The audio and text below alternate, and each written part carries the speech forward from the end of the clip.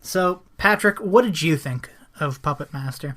Puppet Master's all right. It's a passable movie. I can't say it's great. Again, footnote in the annals of film, in that great book of film history. It's okay. It's got a few effective scenes. The stop motion is a delight. The puppets themselves, like the design of them, the uniqueness, Pinhead being cool, Blade looking awesome. I'm not a Leech Woman fan, but that's fine if you are. No, she's Tunneler's disgusting. pretty cool. I like Tunneler. He's my favorite. And there's a couple others, but they just kind of move their heads a bit. They don't really do anything. It's an okay movie. I enjoy it. It's not great. For this to be like a really good movie for me to like not feel ashamed of watching it, it needs more plot. Yeah. Because it's kind of like they show up at the hotel and that's kind happens. of it for a while. Yeah. It's just like a few things happen. Like there's not really plot once they get to the hotel. Yeah, I think that's right. And I don't want to say there needs to be more puppet action. There's not as much puppet stuff as you would expect, but I think that's fine. I don't feel like the movie's lacking in puppetness. I feel like we get enough. Yeah, I wish when it came to the puppets, because I have the same opinion as you do about the plot, but I wish when it came to the puppets, they were like more creative deaths instead of just waiting for somebody to, be tied to a bed or waiting for somebody to look under a bed. Puppets have limitations. Is Puppet Master based on any like horror novella or something like that, or is it just its own? I think it's based thing? on. I mean, the clear inspiration here is Child's Play, but I really don't think it's based on it. No, I don't believe it is. I think it's an original screenplay, as they say. Well, because then, why wouldn't you come up with puppets who could, shoot arrows or something, Maybe there are. And there's, 14 of these movies. There probably is a Cupid puppet at some point. Yeah, you're probably right. Yeah, I mean, my whole opinion on this was that it was just kind of boring, because not much happened. After they got to the hotel, nothing really happened. The two strangest characters were the two characters that got killed off immediately, Frank and Carissa. Not immediately, but... It's like an hour into the movie, probably. Yeah, which, again, this movie doesn't even really start for an hour. I think this movie really has problems in all three acts, if you will. Mm-hmm. The first act, the movie doesn't really get going for a while. I mean, the first 10 minutes or so is all the flashback stuff, which I actually kind of like. But it's not the plot, it's just backstory. And then the second act, kind of nothing happens. The second act, I'd say, is the biggest problem. And then the third act is just okay, Neil and Alex fight a bit, and then the puppets turn on him, and that's kind of it. There's not much of a third act either. The third act was neither shocking or surprising, and it was very anticlimactic when Neil gets trapped in the elevator. Here's the thing. I liked the elevator stuff because I like fun puppet stuff, but mostly because before he got trapped in the elevator, it was just him and Alex fighting. Yeah. And can you think of a more fucking boring climax for a movie called Puppet Master? No, what the most boring two guys character? duking it out, completely removed from the puppets of the story. So I welcomed the elevator scene, as sloppy and awkward as it was a step up from that. I don't mind that the puppets turned on Neil. I like that. But it's just the elevator scene just felt like it went on for so long and nothing happened. Oh, it did.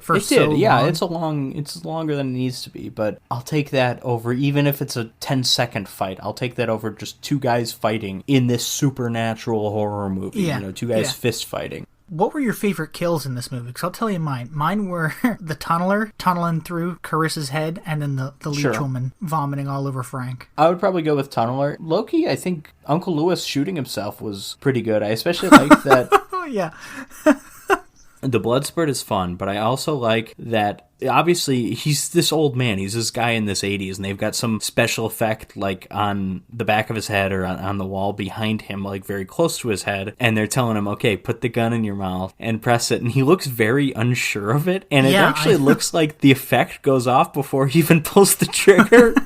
But, being the true professional that he is, he goes with it, and he dies. The performance of the death once that effect goes off is good, but I still feel like it looks like that effect went off earlier than it should have to me, so that's why I kind of like that, right? I got a few scenes that I would think would make this movie better if they were either not in this movie or if they were maybe played more seriously or something. The first one is Blade running around at the beginning under a hotel patron's legs and stuff like that. So you're not a Blade Runner fan? No, I do not like Wesley Snipes.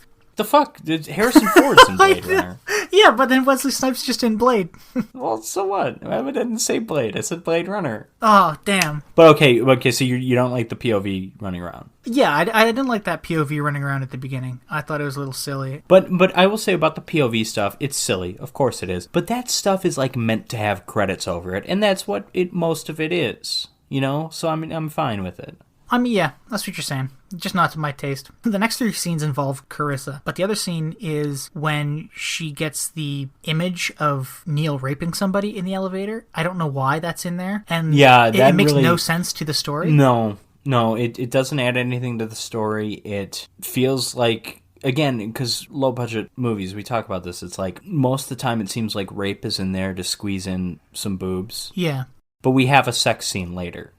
Yeah. It's bad even if it's done for that purpose, but it's also superfluous when you have boobs otherwise, you know, in a different context. Then why even add this? Yeah, I agree. I didn't need that scene. If I strike one thing from this movie, it's that. Now, 2 more scenes. One is Carissa finding out that Cary Grant and Carol Lombard had sex on the bed. Oh, that's just a little joke scene. I'm okay. It goes on a little too long, but like that's just like here, let's have a laugh at this. Exactly. Now, I was going to say it just goes on a little too long. But the last scene, I think it really doesn't need to be in it, is when she's in the tub. You know what? The joke, they should have made that more of a joke. They should have had it be like 2 people that you could never picture with each other or something like that. Yeah. Like, I'm trying to think of an example, but... Or how come it wasn't like a Rock Hudson joke? Well, yeah, I mean, you could go a Rock Hudson, you could go what was the Perry Mason guy? You could do a joke about, like, a gay guy. I don't know if people knew Cary Grant was gay in the 80s, but there's another one there. But, I mean, I like that they didn't do that, at least, because that'd be kind of tasteless.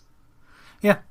Well, and then... Oh, but they could do this. This would actually probably get a laugh out of me, though, if she's like, oh, you know, Rock Hudson and Doris Day had a wild night in here together. And then her husband's like, I don't think your powers are working, honey, or something like that. Like, that, I would probably laugh at that, as kind of tasteless as that is, yeah. And then I guess the last tasteless scene involving her and her husband is when she's in the tub, and she's like, oh my god, 2 women were in this tub. They were in the Navy during World War II. They spent their whole night in this tub. And then her husband goes, hey, while you're having fun in there, you want to pick up on Neil and Megan for me? Neil and his hot young wife? And I'm just like, what the fuck is going on?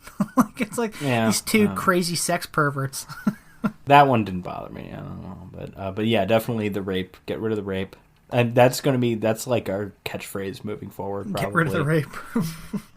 If you don't need rape to tell your story, don't use it. It's just, nobody likes it. It's not titillating. And to be fair, I don't think this little scene, the brief glimpses we get of the rape, I don't think it's meant to turn anyone on. No. You know, is this our first indication that Neil is the villain, maybe? Yeah, that he's a piece of shit? I don't know, but he can be a piece of shit without raping people, too.